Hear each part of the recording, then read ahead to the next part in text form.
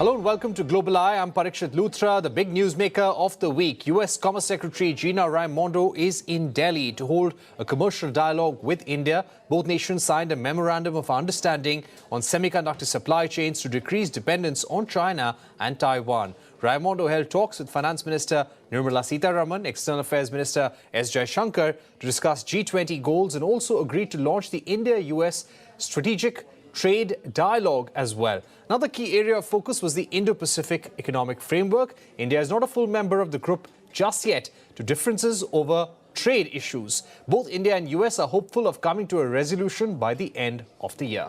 One of the major outcomes of the commercial dialogue was the Memorandum of Understanding on establishing semiconductor supply chain and innovation partnership. The United States partnership with India is one of our most consequential. And as strong as it is today, I believe we're entering into a period of increasing strength and closeness. Let me now go across to Alexander Slater, Managing Director at US-India Business Council, and K Krishna Moorthy, President and CEO at India Electronics and Semiconductor Association. Mr. Krishnamurthy, how significant is this? US already has a thriving semiconductor industry. India is taking its first steps towards semiconductor manufacturing. What could be the complementarities, the potential of a partnership between the CHIPS Act and the Semicon program of India? Thank you, Parikshit, for getting me into this program, and good afternoon, Alexander. The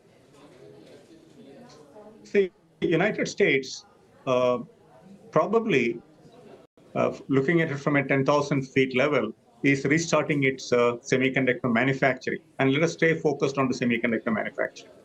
And they were global leaders, and they are now coming back as a global leader.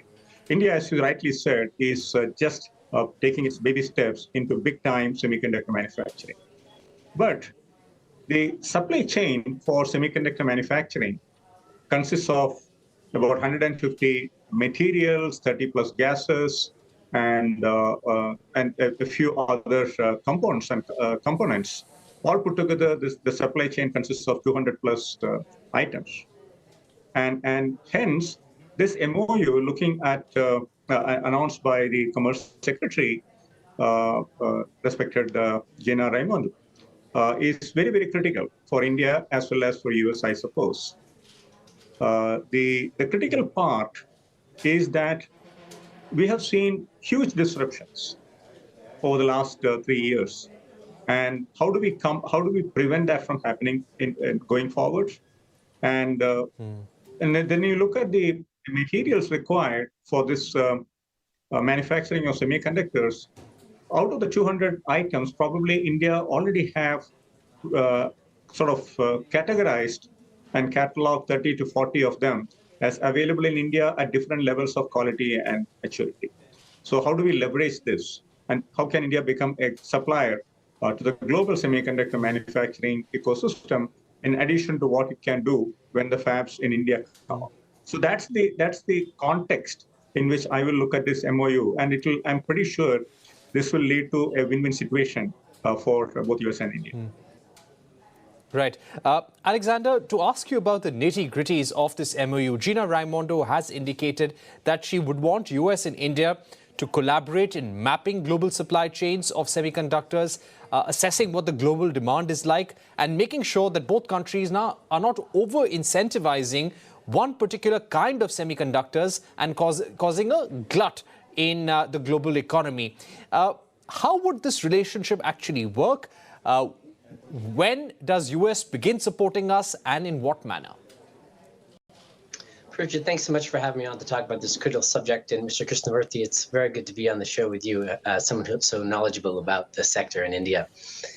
I think the key thing here is to take a larger approach to this. You know, if you step back to last year, 2022, when the Quad Leaders Summit in Japan at the beginning of the year, you had President Biden and Prime Minister Modi meet on the sidelines of that to create the Initiative on Critical and Emerging Technologies, which is a bilateral initiative that encompasses a variety of the technologies of the future that both countries believe really are going to be important to strategic relationships across the world. This included topics like biotechnology, artificial intelligence, quantum computing, cybersecurity, and of course, semiconductors. And so today's announcement should be seen within the context of activating that process. In January, the U.S.-India Business Council hosted the official interaction on the sidelines of the launch of the ISET initiative, when National Security Advisor Doval and others from the government of India were in Washington, D.C., meeting with their counterparts there.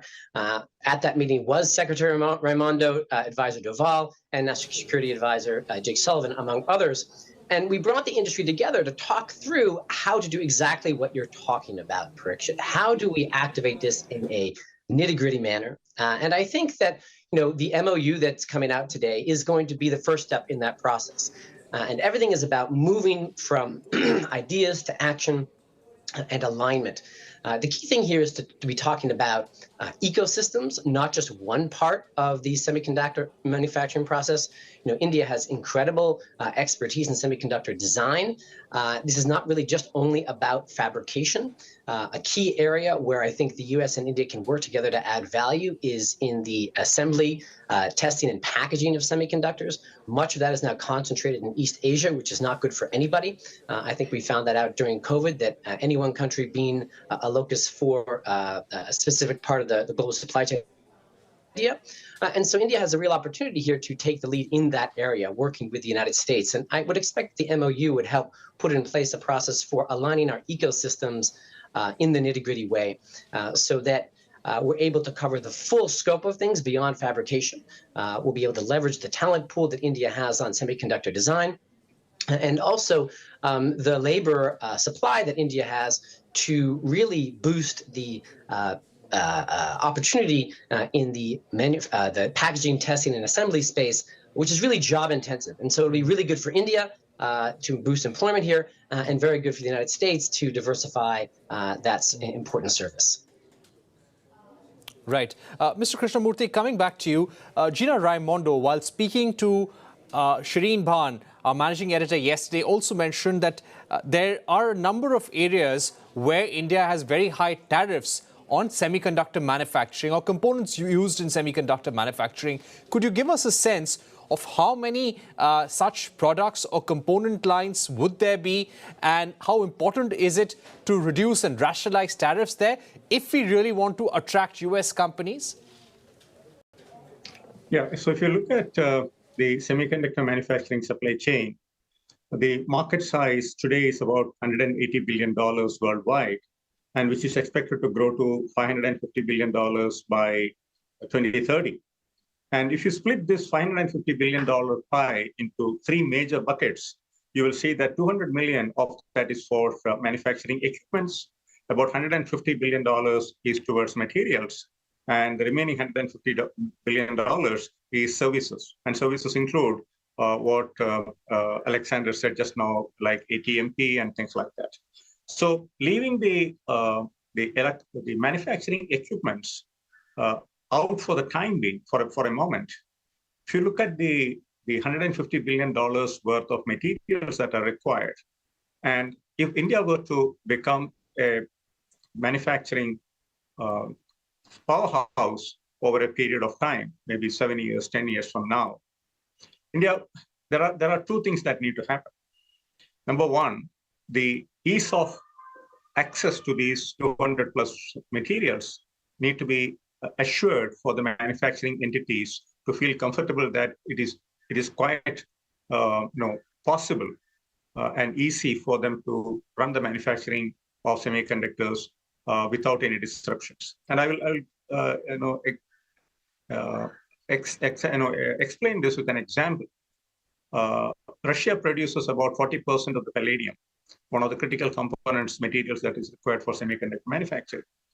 And Ukraine supplies 70% of the neon gas that is required, another requirement for semiconductor manufacturing. So now you can imagine what that conflict created and how it disrupted the availability of these two materials, just two materials out of this 200. Now, if we need to give that comfort to manufacturing entities that will come up in India for semiconductor manufacturing over a period of next 7 to 10 years, there are a large number of items where we need to have tariff adjustments, near term, medium term, and long term, and parallelly grow the ecosystem within India. And as I said, Right. some effort had been started, and about 30, 35 of them are, I would say, near that class, but still it leaves us 160, 170 materials which need to be imported.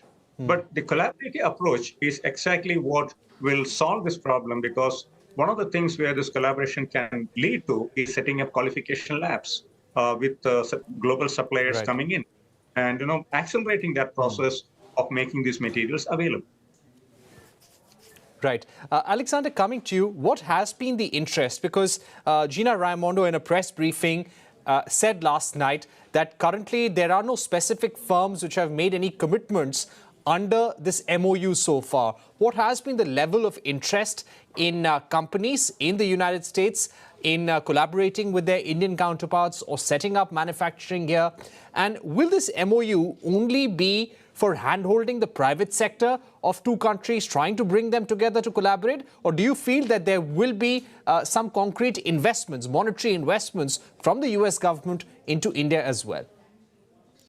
So I can't really speak for the governments. My role here is as a managing director of the U.S.-India Business Council. We're a trade association.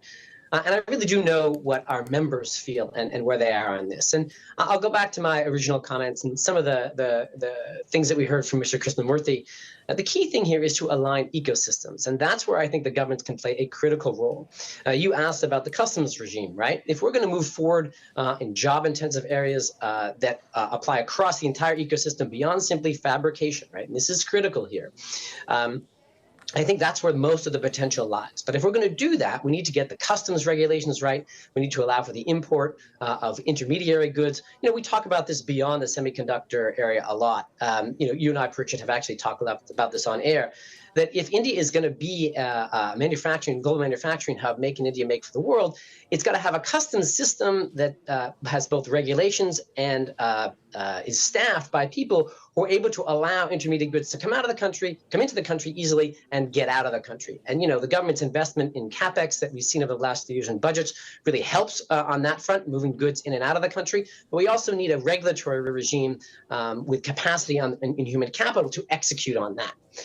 But in terms of U.S. company interest, I'd say, look, they're very interested in helping to diversify the supply chain of the entire ecosystem, right? That's where we really need to focus. It needs to be beyond just fabrication.